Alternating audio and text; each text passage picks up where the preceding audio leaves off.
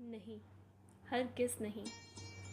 क़िबला बिदअत मज़हब में कोई नई इख्तरा को कहते हैं।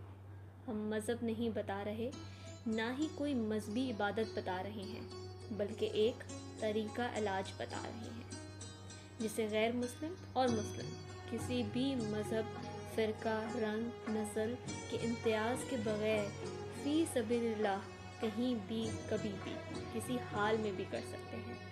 ख्वामख़्वाह बात को मत उलझाएं। वैसे भी तवज्जो और यकसुई से कुरान सुनने की ख़ुद कुरान करीम ही में ताकीद की गई है। ज़ाती तजर्बा कर लें, मायूस और मशकूक होने की बजाय ख़ुद को इसके हवाले तो करें। वो कंपनी डिफ़ॉल्ट सेटिंग्स पर फिर कर सकता है।